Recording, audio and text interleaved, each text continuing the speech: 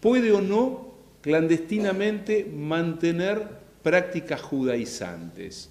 La Inquisición no persigue judíos, decía, sino que persigue judaizantes, cristianos que ocultamente, heréticamente, practican el judaísmo, de la misma forma que la Inquisición también perseguía protestantes luteranos, erasmianos, cristianos que ocultamente practicaban la religión de Mahoma. Es decir, la Inquisición no persigue al otro por ser judío o maometano, sino que persigue a quien siendo cristiano comete herejía. La diferencia es importante y significativa. Si ustedes saben que la decisión de los reyes católicos fue o la expulsión o la conversión. Una masa importantísima de judíos, se calcula que cerca de 300.000 se fueron, pero un núcleo también significativo se quedaron.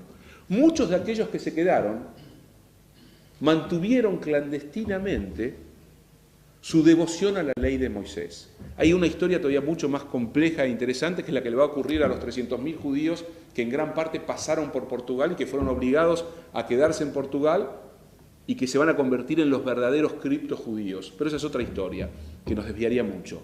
Lo que quiero decir es que el inquisidor quiere salvar el alma del hereje. Quiere salvar el alma de las garras del demonio, porque la herejía es demoníaca. El hereje cae en las garras del demonio, lo mismo que la bruja.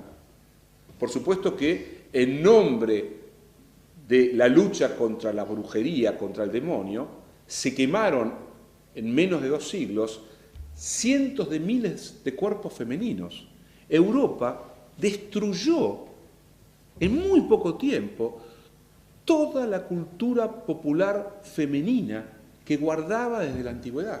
Se calcula, estos son datos que da Norman Cohn en un libro interesantísimo sobre la caza de brujas, que entre finales del siglo XVI y mediados del siglo XVII, cerca de 500.000 de mujeres pasaron por las diversas prácticas inquisitoriales y una cantidad notable de ese 500.000 de mujeres fue quemada. La mujer era la portadora de los saberes de la naturaleza, era la que conocía al dedillo el mundo de los paganismos, de las narraciones populares, era la curadora, era la partera, la comadrona que fue quemada, pero infinitamente, en Europa y también en el puritanismo norteamericano, las famosas brujas de Salem, ¿no? La comadrona remitía a saberes, a prácticas que la Europa contrarreformista, barroca, no podía permitir.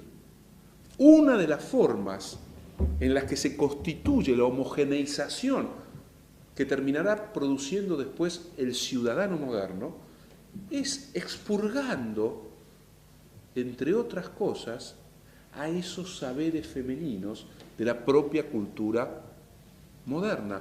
Porque también, y esto nos lleva hacia otro lado, esos saberes femeninos tenían que ver con la fertilidad, con la erótica, con un modo de concebir el cuerpo que la lógica del capitalismo surgiente, que va a construir al cuerpo como fuerza de trabajo, tiene que expulsar y expurgar del cuerpo para que efectivamente se convierta en mercancía. Operando un modo de organizar la vida social, un modo de crear dispositivos de control, de disciplinamiento, sí. No, en relación a lo que estoy tratando de desmitificar el concepto de comunidad. Sí. Retomando el ejemplo, me acordé de una frase que originaron todo el tema que fue desarrollado de Hannah Arendt, que dice: es lícito violar una cultura con la condición de hacerle un hijo. Y a partir de ahí, bueno, después disparar otras cosas, pero nada, por eso último que estás diciendo era un poco lo que yo venía pensando, que en el nombre de la comunidad, cuántas cosas se han hecho ahora. Yo estoy trabajando en la novela de Cierre las Moscas de William Golding y sigue haciendo ruido esto de que ellos logran hacer comunidad solo cuando hay, digamos, y después viene la muerte, no sé si es antes o después. Ahora, lo que leyendo el otro día un poco al autor, él dice que lo escribe después del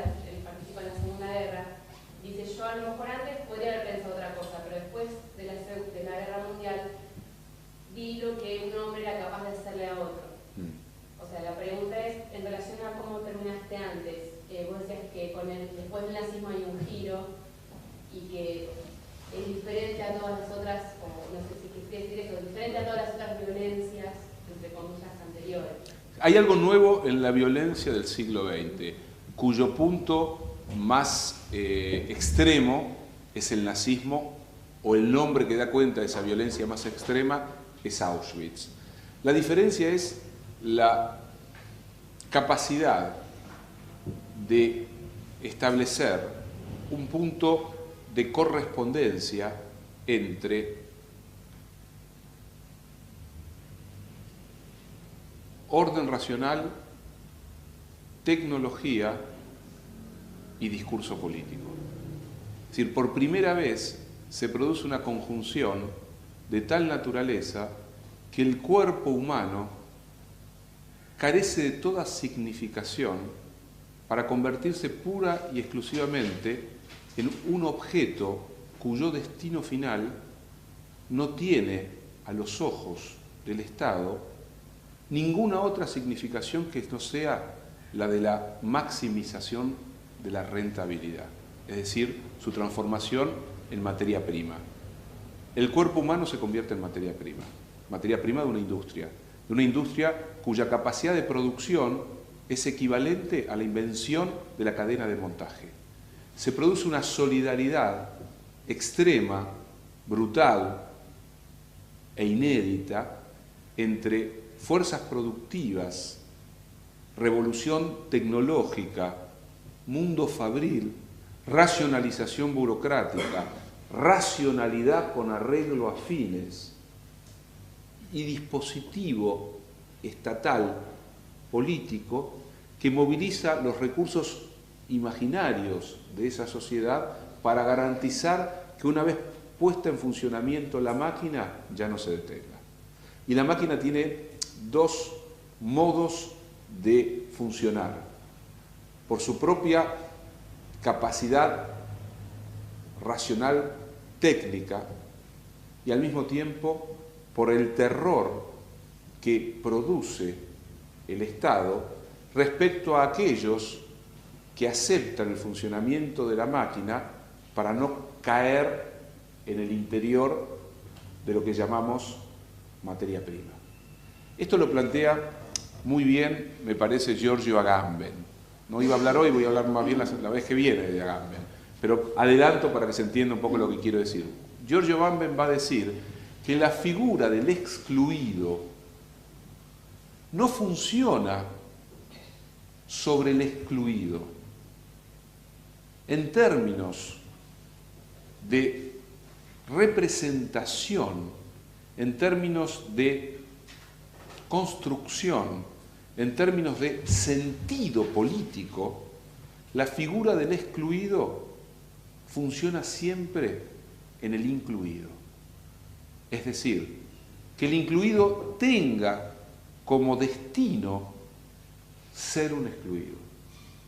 Es decir, la posibilidad cierta de pasar del otro lado del umbral significa que lo que queda del otro lado del umbral habita la ciudad de los hombres. Giorgio Agamben lo dice de otra manera: el campo de concentración no es lo que está fuera de la ciudad de los hombres, es aquello que habita el día y la noche de cada uno de los habitantes de la ciudad de los hombres. Pero para que esto funcione, tiene que estar y no estar en el corazón de la ciudad de los hombres. Los nazis fueron, esto es una pequeña digresión ya que estamos en este tema, son terribles y odiosas las comparaciones. Es un espanto comparar el espanto, pero no deja de ser significativo ver de qué manera operó el dispositivo de exterminio nazi y el tipo de dispositivo concentracionario de la dictadura fidelista, que tienen funciones bastante diferentes. En el dispositivo nazi el campo de concentración queda fuera. Afuera significa incluso en las fronteras de la propia Alemania. La mayor cantidad de campos estaban en Polonia. La mayor cantidad. Había algunos campos, obviamente, en Alemania. Buchenwald es el más conocido de todos, ¿no? Pero la mayoría de los campos, y sobre todo los campos de exterminio, estaban en Polonia y en otros lugares, pero Polonia era el centro del dispositivo concentracionario. Si uno tiene un mapa, tuviera un mapa en este momento de la Europa ocupada por el nacionalsocialismo, se va a encontrar con algo obvio y evidente. Del lado de Occidente no hay campos de concentración, en el sentido de campos de exterminio. Hay campos de detención que inmediatamente son lugares de paso. Los sitios donde se construye el campo de exterminio fundamentalmente es en la zona polaca, en Ucrania, en ciertas zonas de la Rusia ocupada. Otros trabajos sucios lo hacen las guardias negras rumanas, etcétera, etcétera. Pero la máquina en la construcción sistemática del planeta concentracionario alemán está del lado de Polonia. Esto significa también que en un punto se construyó una pared invisible. Todos sabían, pero no sabían al mismo tiempo.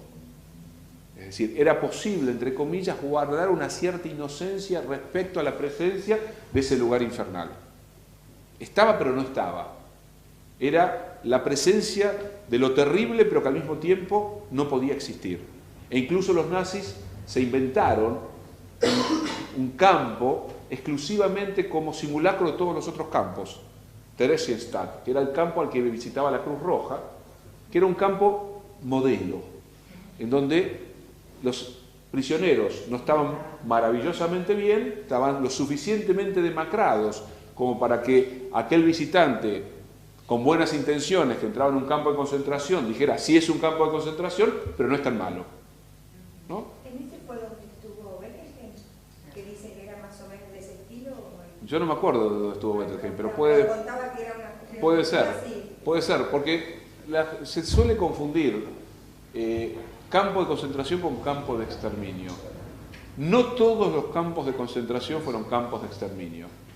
En muchos campos de concentración se moría de tifus, se moría de hambre, pero no se moría a través de la cámara de gas y de los hornos crematorios. No eran campos donde el que entraba estaba destinado a la muerte. Esta es la diferencia también, entre otras cosas, entre el Gulag soviético y el campo de exterminio nazi. En el Gulag soviético murieron millones de prisioneros, pero la máquina del Gulag dejaba morir, que es muy diferente a matar inmediatamente a los que entran. Tiene distintas características. Pero volviendo a la posible comparación, ¿no?, entre el mundo concentracionario nazi y lo que podríamos llamar genéricamente el mundo concentracionario argentino.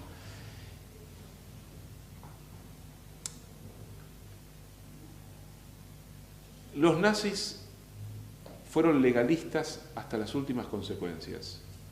Solo internaron en campos a los judíos una vez que les sacaron la nacionalidad.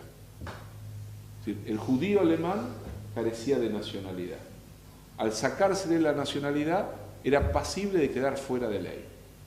Quedaba en un lado cuyo destino último asumía la forma del campo. Pero para llegar al campo había que perder algo, es decir, convertirse en una patria. En el caso argentino,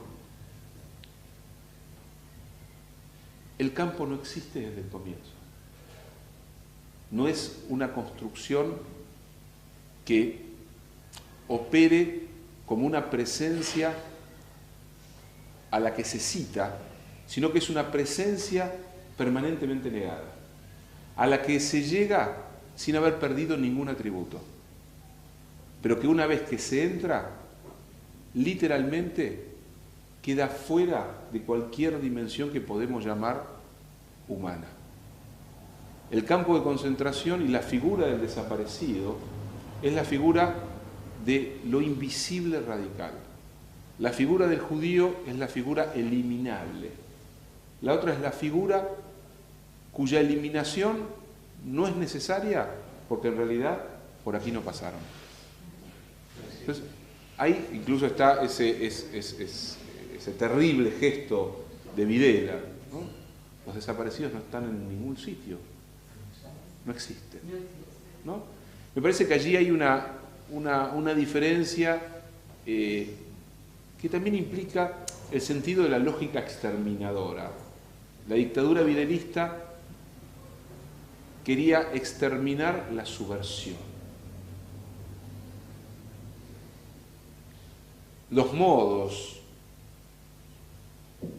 las consecuencias de ese exterminio podían tocar zonas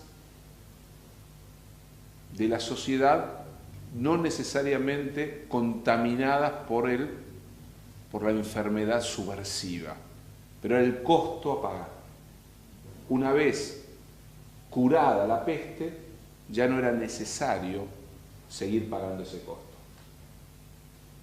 El nazismo es, desde el comienzo, una política del exterminio de judíos, de gitanos, de homosexuales, de débiles mentales. Es decir, funda la condición de su política en el radical exterminio del otro. Aquí me parece que también hay una diferencia, que no es simplemente cuantitativa, millones de muertos, porque no se trata de jugar con la cifra de los muertos, sino que se trata también de poder discernir, poder comprender las diferencias, no para exculpar, no para decir, no, este era más bondadoso que el otro, sino para poder de alguna manera entender que los sistemas, los momentos históricos, los proyectos políticos, los modos como cuajan esos proyectos en el interior de la sociedad, las responsabilidades de la comunidad, operan de diversos modos, porque si no todo parece semejante y estaríamos solamente relatando una única matanza, una única forma de ejercer la violencia, una única manera de construir un dispositivo de aniquilación. Y en verdad nos enfrentamos a diversas formas que tienen y han tenido diversos modos de cristalización histórica. Y no deja de ser importante poder pensarlo esto, porque no es lo mismo el proceso que se abre a partir de un conflicto ideológico político, de una potencial guerra civil, que la construcción de un dispositivo exterminador cuyo argumento es biologista. No es lo mismo. Es decir, todos nosotros podemos hoy decir que el concepto de guerra le queda grande a lo que sucedió en la Argentina de los 70. Pero si no somos ingenuos o hipócritas, tenemos que reconocer que una de las intenciones de las organizaciones políticas guerrilleras era precisamente abrir el horizonte de una guerra revolucionaria, popular y prolongada, o el nombre que ustedes quieran ponerle, para alcanzar la transformación de la sociedad argentina.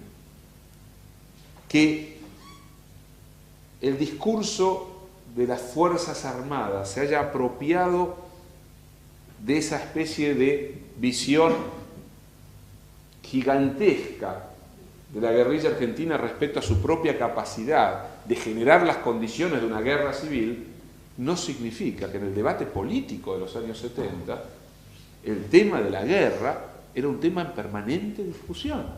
Incluso las diferencias entre las organizaciones político-militares tenían que ver con la nomenclatura de la guerra. Si se era de raíz maoísta, la mirada era guerra popular prolongada. Si se era de raíz guevarista o trotskista, como podía ser el PRT, en el comienzo era guerra revolucionaria, que después por las características complejas del momento histórico se le agregaba prolongada. Si se era de raíz montonera, peronista o afín, guerra popular prolongada, ¿no? Y se le agregaba el contenido popular como parte de su propia mirada. Después estarían las diversas formas, estarían los insurreccionalistas, los foquistas, los que pensaban que había que comenzar desde el campo, los que defendían la tesis de la ciudad como el foco revolucionario, etcétera, etcétera, etcétera, etcétera. Pero imaginar que lo político en los 70 era el lugar de la virtud democrática, o que la democracia era lo que se discutía, es una falacia. En los 70 no se discutía la democracia en el sentido que hoy conseguimos la democracia. Sí se discutía la democracia de los consejos, se discutía las formas libertarias de democracia, se debatía en torno a qué tipo de sociedad, cómo eliminar la representación, cómo crear las condiciones para la emergencia de una forma libertaria de la vida social, etcétera, etcétera, etcétera. Se criticaba de lleno el mundo de las democracias parlamentarias, se criticaba el vacío de la forma burguesa de representación, se hablaba de democracia formal y era un insulto. Después de la dictadura, a todos nos produjo una cierta inquietud, la falta incluso de eso que parecía no ser demasiado significativo y que llevaba el nombre de democracia formal o Estado de Derecho. La palabra Estado de Derecho no existía en el vocabulario político de los años 60-70. Era una palabra absolutamente ausente cuya significación aparece mucho después. Entonces uno ahí se enfrenta a un riesgo. El riesgo sería, quiere decir que en aquellos años éramos todos antidemocráticos, con lo que proyectamos la democracia a una especie de Olimpo desde el cual ilumina maravillosamente una escena de la vida social que aspira a ser democrática, pero le cuesta ser democrática porque la democracia es un valor tan maravilloso que tratamos de llegar a él, pero siempre se nos está escapando un poco, pero que es intocable. Es una especie de mito constitutivo. La democracia es un mito que está allí y que cuanto más mítica se vuelve, más pobre en la construcción efectiva de experiencias democráticas y, en última instancia, hasta podríamos imaginar que no discutir la democracia es favorecer su propio anquilosamiento. En los 60-70 probablemente se discutía de otro modo la democracia. E inclusive se la negaba, o se la colocaba como, ahí se cayeron las monedas, o se la colocaba como un dispositivo al que se iba a llegar cuando se hubieran superado todas las formas previas que impedían la realización del ideal social. Por lo menos se discutía con sus riesgos, con sus problemas, digamos, creo que ¿no? también hay que verla en el contexto de la época, de esta subversión de otros valores que no eran solamente argentinos, sino que estaban atados en la medianía, digamos, del siglo, con otras revoluciones en el buen sentido, no en el sentido real, ¿no? De modificación de un status quo dado, ¿no? Sí. Moral, de las artes, digo, es mucho más amplio que solamente el movimiento argentino. Sí, lo miramos porque nos toca. Y en un punto también podríamos decir que la política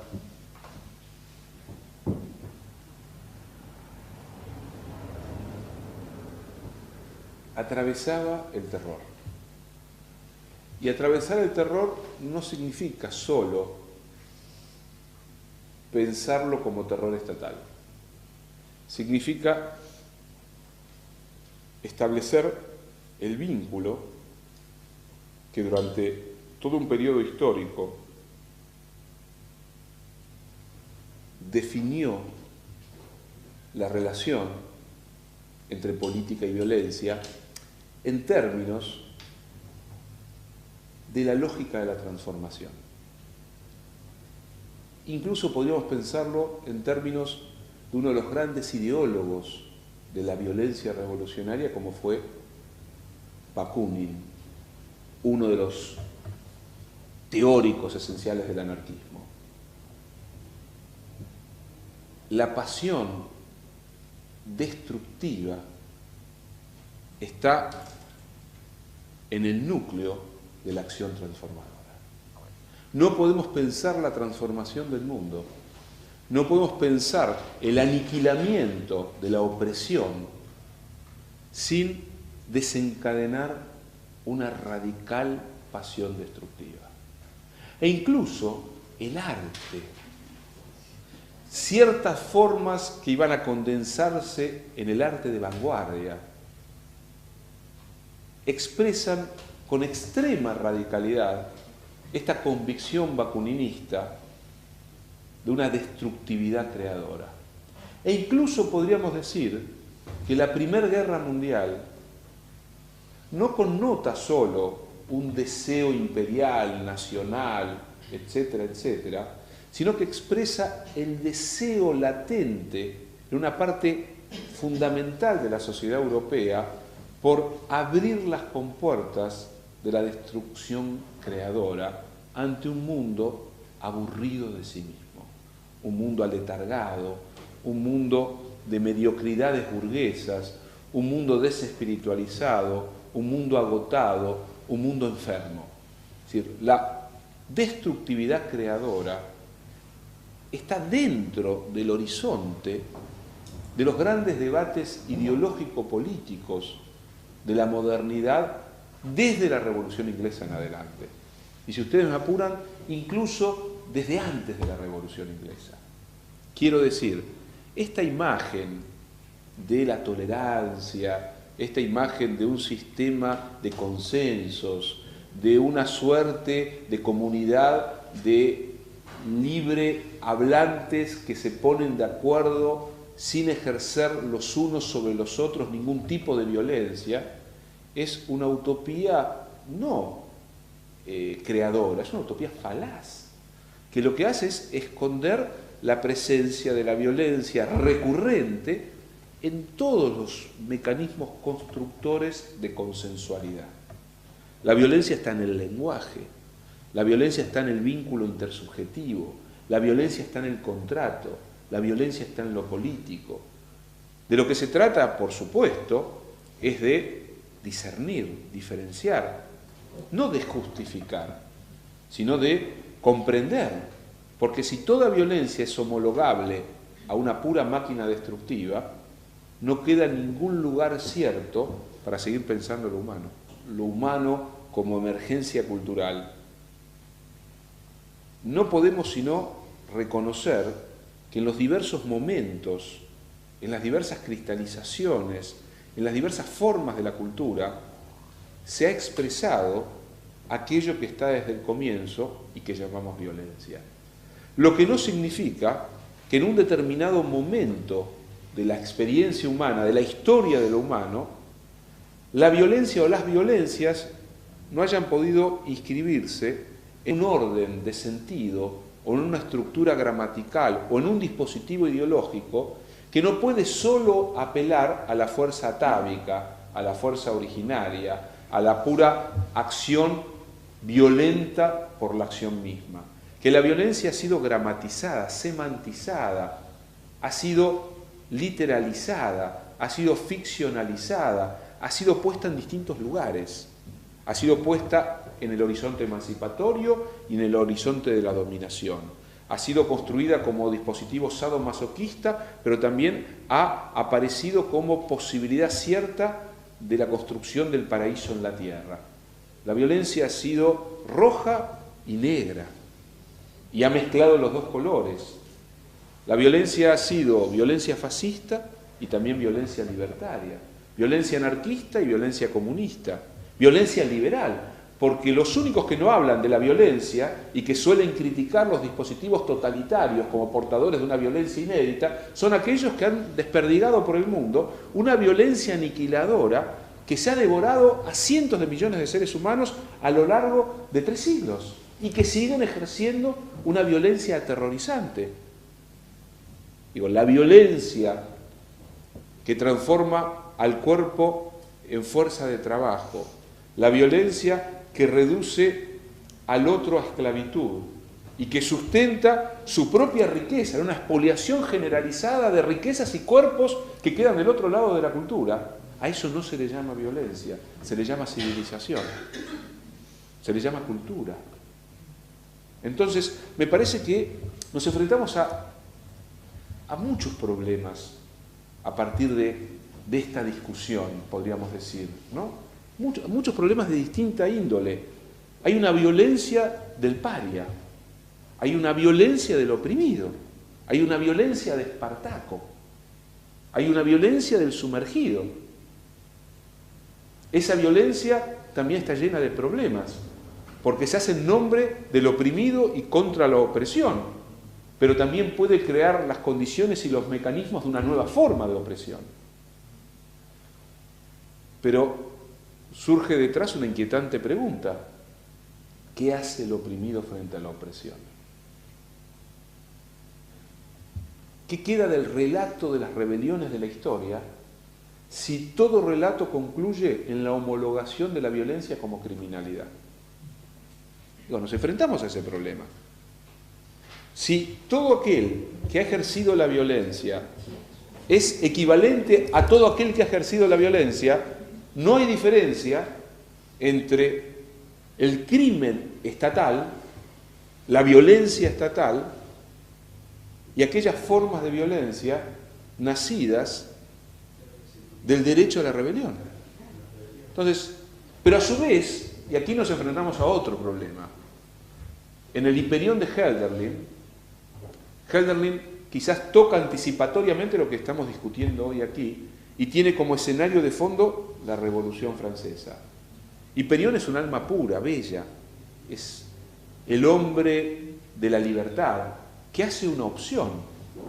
Hiperión va a luchar por la libertad para ayudar a los griegos a ser libres y renuncia para ir hacia ese territorio de la libertad, renuncia al amor de Diótima. Renuncia al amor en nombre de la libertad, o más bien dice: cuando realice la libertad me reencontraré con el amor. Solo podré reencontrarme con el amor genuino, solo podré estar con Diótima allí donde la libertad se haya realizado para los hombres. No puedo ser un verdadero amante, no puedo gozar de mi amor si al mismo tiempo no siento que los seres humanos gozan de la libertad. Pero como la condición de mi amor es la libertad, tengo que ir a luchar por la libertad. Entonces va con sus hombres a Grecia, a luchar por la libertad. ¿Y qué descubre Hiperión ahí? Que sus hombres, cuando triunfan, se convierten en bestias criminales. Se ceban en el cuerpo de los otros. Disfrutan con el placer de hacer sufrir. Gozan el poder. Gozan el poder. Hiperión queda demudado, desolado, destruido. Descubre que en nombre de la libertad ha advenido el mal, la violencia, el terror, y se retira. Y va en búsqueda de su amor, que ya no está. Perdió doblemente Hiperión. Perdió la libertad porque descubrió que en su nombre se la destruye, o peor aún, que quizás la esencia de la libertad realizada es la liberación de una violencia inaudita. Esto es más grave, porque no es que se aniquiló la libertad en nombre de la libertad, sino que al realizarla se la afirmó como pura violencia, como si estuviéramos retornando a un estado de naturaleza. Pero al perder la libertad, al perder la utopía de la libertad, al perder la pasión de la libertad, ya no hay refugio, ya no queda hogar al que volver, porque la renuncia tiene su precio. Es el precio de una doble pérdida, la de la libertad y la del amor. Entonces, con esto quiero complejizar lo que estoy diciendo. Incluso cuando digo, tenemos que pensar de manera diferente la violencia de los humillados de la historia, porque no es la misma la violencia del oprimido en las minas de Potosí en el siglo XVI, que la violencia aniquiladora del conquistador español. Digo, porque si no, de verdad, la historia es simplemente un lugar impensable. La relación de poder y violencia está en una... También. Poder y violencia es una conjunción que haría de la que hace de la violencia esta cosa violenta. Sin dudas. Y la otra es la violencia de la construcción, que es la violencia de la salud, digo, ¿no? Sí, lo que también hay, pero también nos enfrentamos porque... Porque es difícil esta decisión, porque de algún lado sale el poder, que es el narco, que es la privada. Sí, y también está la violencia del resentimiento. Claro, pero el poder. Claro, no, pero que también tiene sus problemas. Digamos, si uno reconstruye, y hagamos este ejercicio, intentemos reconstruir 3 o 4 momentos revolucionarios de la modernidad y veamos y tratemos de pensar las conductas de los humillados que logran tomar el cielo por asalto. Los sans-culottes franceses o las masas de soldados, campesinos y obreros rusos en octubre. La escena con la que nos toparíamos es una escena espantosa. Es la escena en la que, entre comillas, el burgués, cualquiera que en el imaginario del pobre representa al burgués, incluso los rusos inventaron una palabra que podía ser el escribiente que usaba corbata, el que ha ido a la escuela, cualquiera, cae del lado de lo aniquilable, cae del lado de quien puede recibir la violencia en su cuerpo, de aquel que había recibido durante generaciones la violencia en su propio cuerpo y comienza a derramarla sobre el cuerpo del otro. Esta ha sido una constante también de los movimientos revolucionarios. Pasó en la Camboya de Pol Pot. No es que Pol Pot simplemente tenía como objetivo aniquilar a la burguesía de las ciudades, sino que incluso el propio movimiento dogmático, el propio movimiento absoluto, la propia idea de revolución que se realiza cortando de cuajo el pasado, tenía dentro suyo la inmediata transformación de lo que era una violencia revolucionaria contra la opresión en violencia contra todo aquel que representase, entre comillas, el antiguo régimen. Y el destino de todo aquel que representase el antiguo régimen es la muerte. Entonces, este es el punto en el que también nos encontramos y que tiene enormes dificultades, aparte de esa otra problemática interna de las revoluciones, que es la revolución devorando a sus propios hijos. Ya no solo devora al enemigo, al supuesto enemigo, al inventado como enemigo, al creado como enemigo, sino que también devora a aquel que fue el hijo pródigo de la revolución, el hijo ejemplar de la revolución. La Revolución Francesa va devorando uno tras otro a sus mejores hijos. La Revolución Rusa se devora a todos sus hijos y deja al hijo sadomasoquista, ¿no? Deja al peor, ¿no? Entonces, digo, me parece que esta discusión siempre tiene como estos matices, ¿no? Que son muy problemáticos.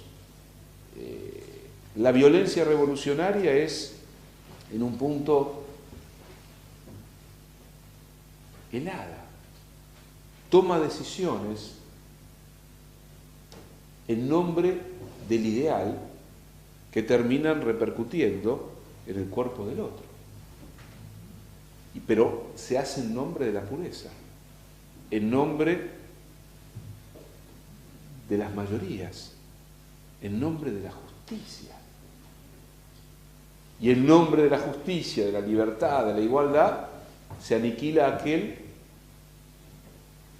que con su sufrimiento lo que está en realidad poniendo en evidencia que lo que se aniquila es la libertad y la justicia. Pero ahí hay una dialéctica de la cual no hemos salido, y no sé si hay salida de esa dialéctica. De verdad no la sé. Por supuesto no son las mismas las intenciones de un individuo, de un joven, que ejerce la violencia en nombre de la justicia, que aquel que ejerce la violencia en nombre del disfrute de hacerle daño al otro. ¿No? No es lo mismo, por supuesto. O por ejemplo, sí. Pensaba, Sí. es interesante, vos casi toda la noche venías hablando de la violencia por el pensamiento, ¿no? La violencia Sí. En el bloque anterior la violencia de la razón, con la razón, el yo razón, siendo uno de los motores de la violencia. Pero con esta otra idea, esta que dijiste, pero los cuerpos sufrientes sobre otros cuerpos, esa violencia del cuerpo, ya no del pensamiento que fue la revolución, sino de que sufrir lo insufrible y ahora me la agarro con el primero que tengo enfrente. También habla del goce inconsciente, o sea, por el lado de la conciencia hay violencia, pero por el lado de la Por supuesto, ustedes saben que una de las fiestas más populares a lo largo de la historia han sido los ajusticiamientos. En el último número de la revista Confines, la publicito de paso que acabamos de sacar el último número, le dedicamos un dossier a los linchamientos. Los linchamientos en América Latina. Ha habido un fenómeno que es histórico, no es nuevo, pero que en los últimos tiempos se ha recrudecido, que es el linchamiento. Pero no el linchamiento de... Lo que la palabra linchamiento dice, hordas de gentes comunes y corrientes matando en la calle a alguien, por distintos motivos. Un intendente en el Puno, un carterista en un suburbio mexicano, qué sé yo, un violador en Lima, ¿no? Pero la emergencia del fenómeno del linchamiento, que no es justamente un fenómeno que viene de arriba hacia abajo o que es parte de la lógica del poder, sino que surge en la capilaridad de ese vasto mundo de resentimientos amplísimos que atraviesan las formas populares y el goce también de la violencia, ¿no? El no creer en la justicia, fundamentalmente, ¿no? Ni siquiera pero ni siquiera es una discusión sobre la existencia o no de la justicia en ese punto, ¿no? Va más allá de la justicia. La violencia a flor de piel, nada más. Yo supongo que en un enfrentamiento es que no hay nada más lo que a veces perdemos de vista, lo que a veces perdemos de vista que lo más difícil es controlar la violencia. Lo más difícil es controlar la violencia, sí. El otro día en la clase de Rosicner, Sí.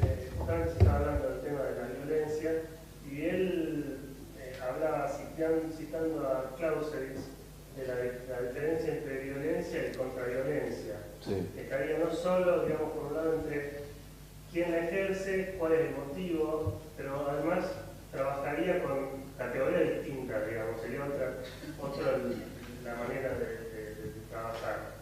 Ahora, la verdad que uno haciendo memoria, quizá por falta de conocimiento, pero sinceramente no se me ocurre casi ningún ejemplo concreto, real de esta contraviolencia, más allá de lo que podría ser a lo mejor la resistencia pacífica de Gandhi en India.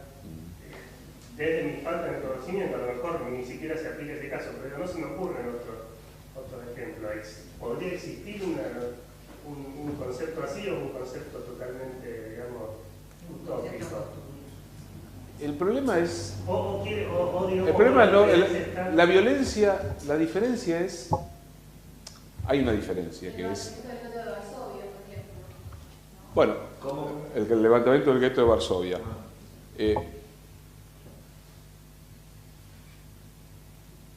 Hay una diferencia que no es de matiz entre la violencia que se ejerce para defender la vida,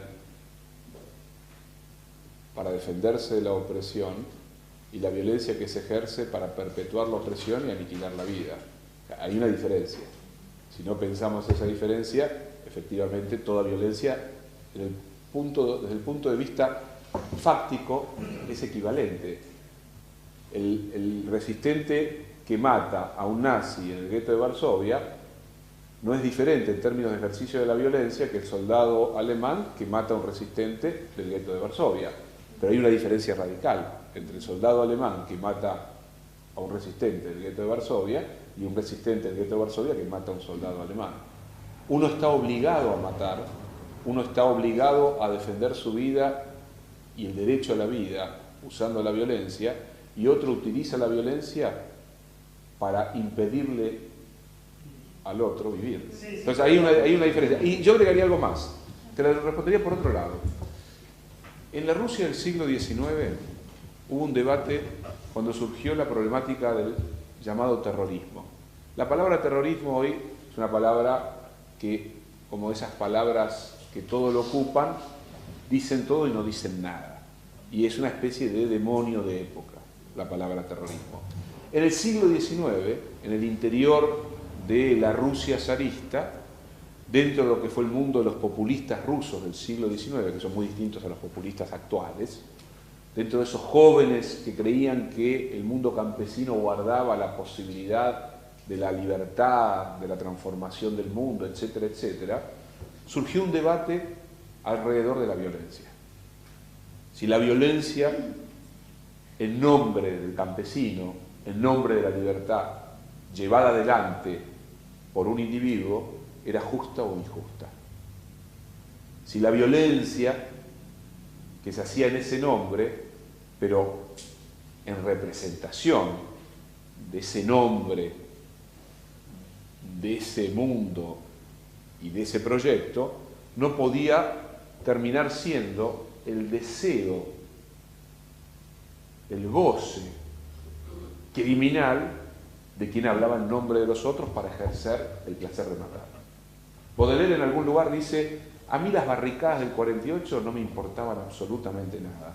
Yo quería meterle un tiro a mi padrastro. Yo quería matar. Yo creo que lo que estábamos hablando en la clase de León era un poco si había una forma de hacer una contraviolencia que no contuviera la misma violencia. Sí. No entiendo. Sí, está clarísimo. Siempre trae a cuento la Bolivia actual, la resistencia del indígena, ¿no? Sí, no entiendo perfectamente. Posiblemente sean los caminos a ir jugando y ajustando a partir, ¿no?, de esto, ¿no? Creo que hemos llegado a tal grado de diferenciación y de matices de la violencia que es probable que empecemos a intentar recorrer algunos otros caminos, no necesariamente no violentos, pero posiblemente con otra acción. Sí, lo que pasa es que es importante diferenciar la violencia que anticipa un acto político de la violencia que surge como violencia que resiste una violencia opresiva. No es lo mismo. No es lo mismo una masa insurgente de campesinos que resisten la llegada del ejército que quiere impedir que se haga la reforma agraria, que construir un ejército de campesinos que se anticipe a la violencia represiva, ejerciendo violencia en términos de un intento revolucionario. Son dos modelos completamente diferentes. Una cosa es la larga marcha de Mao y otra cosa es la reforma agraria de Evo Morales. No tiene nada que ver la una con la otra, por más que los dos toquen el mundo campesino, ¿no? Pero yo hacía referencia a otra cosa. El joven Narodniki, populista ruso, que decidía hacer un atentado contra el jefe de policía, o contra el zar, o contra el primer ministro, sabía que el primer muerto, en términos de espíritu, era él. Que él estaba sacrificando su propia humanidad. Que el acto de matar lo manchaba, no lo salvaba, pero que era impostergable, porque se hacía en nombre de la lucha contra la opresión. Que él se inmolaba en realidad en ese acto, aunque no muriera en ese acto, no es literal la muerte, sino que quedaba tocado, atravesado, manchado, era su propio espíritu, su propia conciencia. Y el problema fue cuando, y es lo que intenta mostrar con un dejo de perversidad literariamente extraordinaria Dostoyevsky en Los demonios, cuando muestra la transformación de ese revolucionario capaz de comprender que el acto de violencia arruinaba su alma, del gesto frío a través del cual se ajusticia, en este caso en el de Los demonios, a un supuesto compañero acusado de delación. Dice, en ese juego lo que Dostoyevsky está mostrando es que la violencia se ha transformado en demoníaca. Ya no responde a una inquietud moral, ya no pone en juego la moralidad del individuo, sino que se convierte en violencia por la violencia misma, en un mecanismo que una vez desplegado ya no se detiene. Y me parece que en un punto ese debate se ha perdido. Ese debate en torno a lo que implicaba la violencia para el individuo. El costo ético, el desgarramiento del acto violento, el tener que ejercer la violencia contra todos los instintos morales. Pero una vez ejercida, esa violencia hería profundamente al propio individuo. El día que eso se diluyó y la violencia se convirtió en una finalidad, en un engranaje, en una tecnología, creo que estamos ya hablando de otra cosa. Perdón, es un poco la visión soleriana.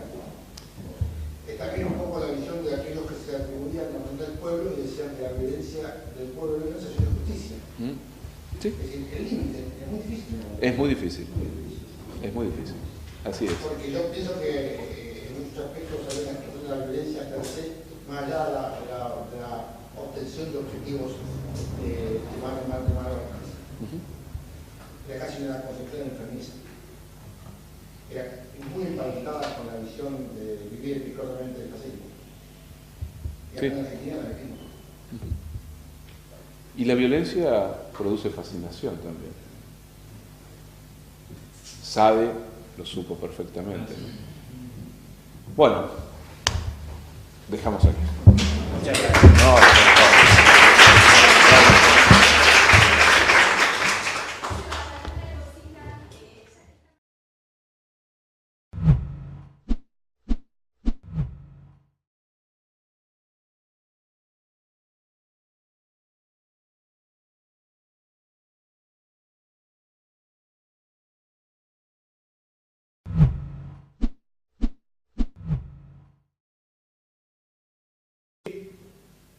puede o no clandestinamente mantener prácticas judaizantes. La Inquisición no persigue judíos, decía, sino que persigue judaizantes, cristianos que ocultamente, heréticamente, practican el judaísmo, de la misma forma que la Inquisición también perseguía protestantes luteranos, erasmianos, cristianos que ocultamente practicaban la religión de Mahoma. Es decir, la Inquisición no persigue al otro por ser judío o maometano, sino que persigue a quien siendo cristiano comete herejía. La diferencia es importante y significativa. Si ustedes saben que la decisión de los reyes católicos fue o la expulsión o la conversión. Una masa importantísima de judíos, se calcula que cerca de 300.000 se fueron. Pero un núcleo también significativo se quedaron.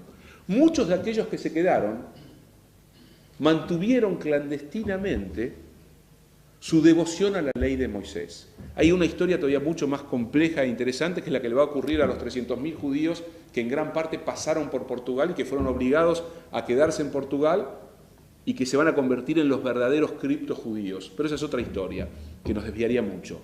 Lo que quiero decir es que el inquisidor quiere salvar el alma del hereje. Quiere salvar el alma de las garras del demonio, porque la herejía es demoníaca. El hereje cae en las garras del demonio. Lo mismo con la fertilidad, con la erótica, con un modo de concebir el cuerpo que la lógica del capitalismo surgiente, que va a construir al cuerpo como fuerza de trabajo, tiene que expulsar y expurgar del cuerpo para que efectivamente se convierta en mercancía. Operando un modo de organizar la vida social, un modo de crear dispositivos de control, de disciplinamiento, sí. No, en relación a lo que estoy tratando de desmitificar el concepto de comunidad. Sí. Retomando el ejemplo, me acordé de una frase que originaron todo el tema que fue desarrollé de Anar, que dice: es lícito violar la cultura con la condición de hacerle un hijo. Y a partir de ahí, bueno, puedes disparar otras cosas, pero nada, por eso último que estás diciendo era un poco lo que yo venía pensando, que en nombre de la comunidad, cuántas cosas se han hecho ahora.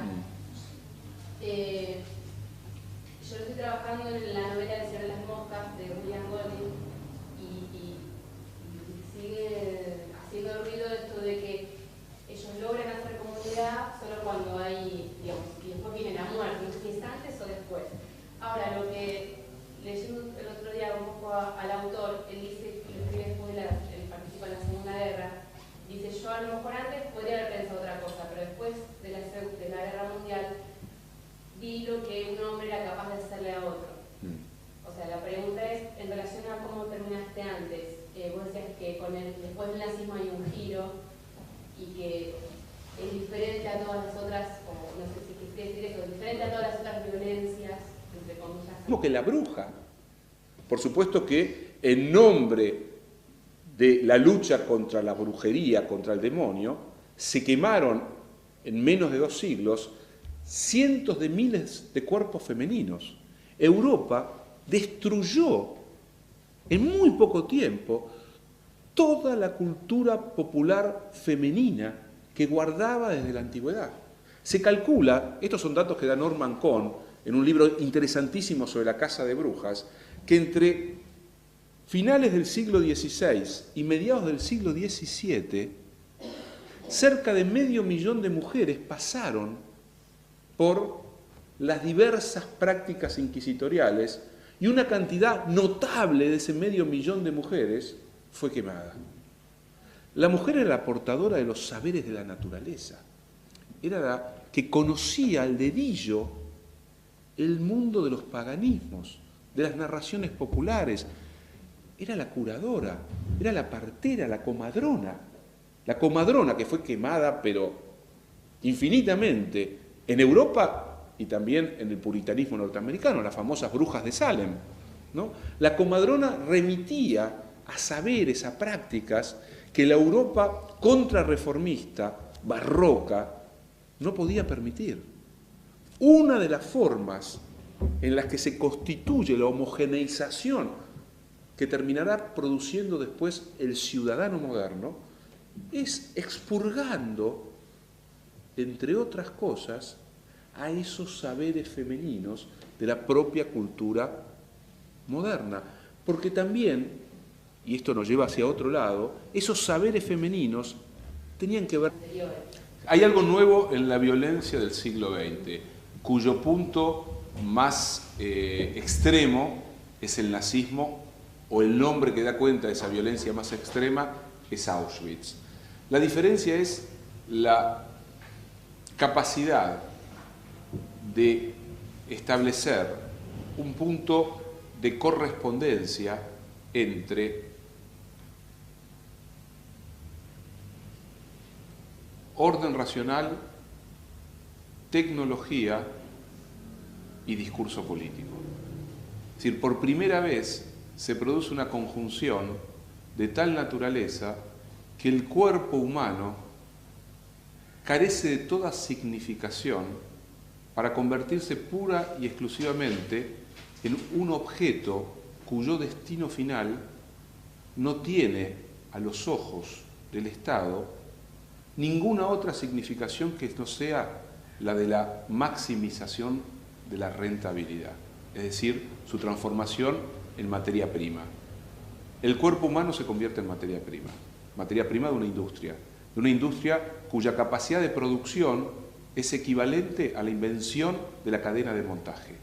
Se produce una solidaridad extrema, brutal e inédita entre fuerzas productivas, revolución tecnológica, mundo fabril, racionalización burocrática, racionalidad con arreglo a fines y dispositivo estatal político que moviliza los recursos imaginarios de esa sociedad para garantizar que una vez puesta en funcionamiento la máquina ya no se detenga. Y la máquina tiene 2 modos de funcionar: por su propia capacidad racional técnica y al mismo tiempo por el terror que produce el Estado respecto a aquellos que aceptan el funcionamiento de la máquina para no caer en el interior de lo que llamamos materia prima. Esto lo plantea muy bien, me parece, Giorgio Agamben. No iba a hablar hoy, voy a hablar más bien la vez que viene de Agamben, pero adelanto para que se entienda un poco lo que quiero decir.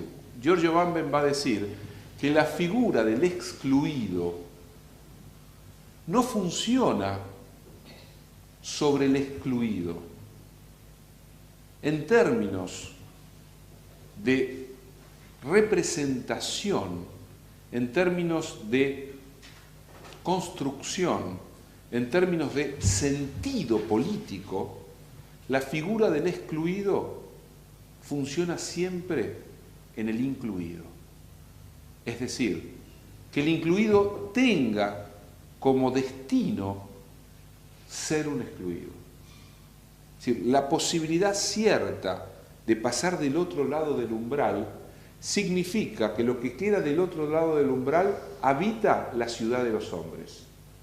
Giorgio Agamben lo dice de otra manera: el campo de concentración no es lo que está fuera de la ciudad de los hombres, es aquello que habita el día y la noche de cada uno de los